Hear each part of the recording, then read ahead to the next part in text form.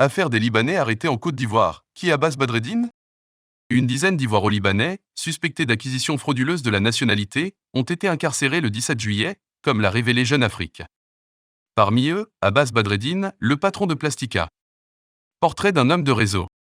Que ce soit au sein des milieux économiques, sécuritaires ou dans le microcosme politique ivoirien, la nouvelle a été accueillie avec une certaine sidération. L'arrestation d'Abbas Badreddine, le patron de Plastica, entreprise leader du secteur de la plasturgie en Afrique de l'Ouest implantée à Abidjan, n'en finit plus d'alimenter les conversations et de soulever de nombreuses questions.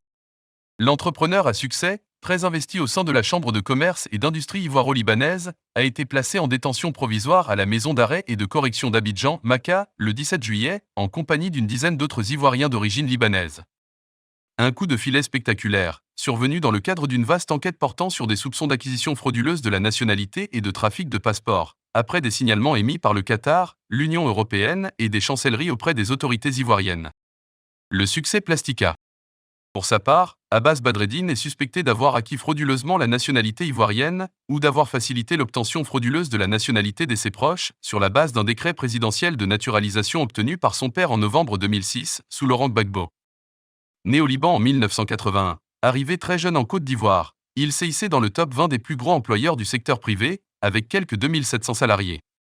Il semble bien loin le temps où son père, lui-même entrepreneur, créa et implanta Plastica dans la zone industrielle de Yopougon, commune populaire d'Abidjan, en 1999.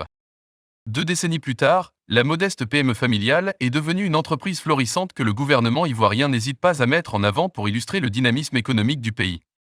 Adieu Yopougon, Plastica a rapidement pris ses quartiers dans une autre commune d'Abidjan, Koumassi, où son usine s'étend sur 45 000 m². En 2011, elle s'est aussi implantée au Togo. Les deux sociétés ont réalisé un chiffre d'affaires d'environ 45 millions d'euros en 2019.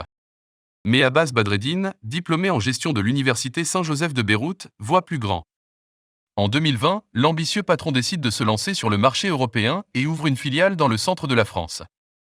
Cette opération sera rendue possible grâce au soutien sans faille de l'un de ses proches et fidèles, Joël Cadier, ancien directeur général adjoint de l'ivoirien Sifka, géant de l'agro-industriel ouest-africain et fondateur de la banque d'affaires Kiss Finance. Les réseaux multiformes. La réussite d'Abbas Badreddine fait de lui un homme très courtisé.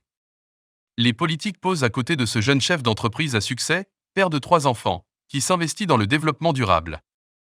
Le président du Sénat, Jeannot Ahoussou-Kouadio, et le ministre de l'Environnement et du Développement durable, Jean-Luc Assy, comptent parmi les personnalités politiques qui ont visité son entreprise cette année. Début juin, il a rencontré le ministre de la Communication et de l'Économie numérique, Amadou Koulibaly, lors du lancement d'un nouveau hub d'innovation à Abidjan qu'il s'engage à soutenir. Homme de réseau, mondain, il est aussi connu pour être un généreux mécène. À Koumassi, il participe au financement d'un nouveau marché et multiplie les dons aux plus démunis. Dans le domaine sportif, il s'investit dans le développement du volley-ball en Côte d'Ivoire. On le retrouve à l'origine du financement de la mosquée située dans l'enceinte du grand camp de gendarmerie Agban, à Abidjan. Dans la sphère culturelle, Abbas Badreddine est un soutien important et fidèle du FEMUA, le festival des musiques urbaines d'Anoumabo. Au fil des années, il est devenu proche de son fondateur, la star de la chanson Assalfo. C'est une incompréhension. La fraude concerne des milliers de personnes et ça commence par les sous-préfectures et les mairies dirigées par des hommes politiques. Nous ne comprenons pas cet acharnement, déplore une source dans la communauté libanaise.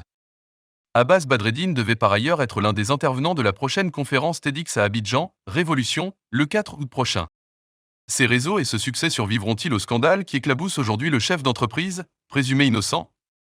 L'enquête, confiée à l'unité de lutte contre la grande criminalité, ULGC, commandée par le colonel Inza Fofana, alias Gruman, se poursuit. Elle est menée par les officiers de police judiciaire de la brigade de recherche de la gendarmerie. Cette fraude concernait 25 000 personnes, dont 10 000 Nigérians, 8 000 Syriens, des Libanais et d'autres nationalités. Le vaste système qui commence à être mis à jour et dont le cerveau adore et déjà été identifié, semble extrêmement bien rodé, avec des relais à Istanbul, en Tunisie et en France. Le nom complet de ce dernier, un certain Abou de nationalité ivoirienne, n'a pas été dévoilé par les autorités judiciaires par crainte que ses complices ne s'évaporent dans la nature. C'est sur la base de messages échangés avec Abbas Badreddine que celui-ci a été arrêté.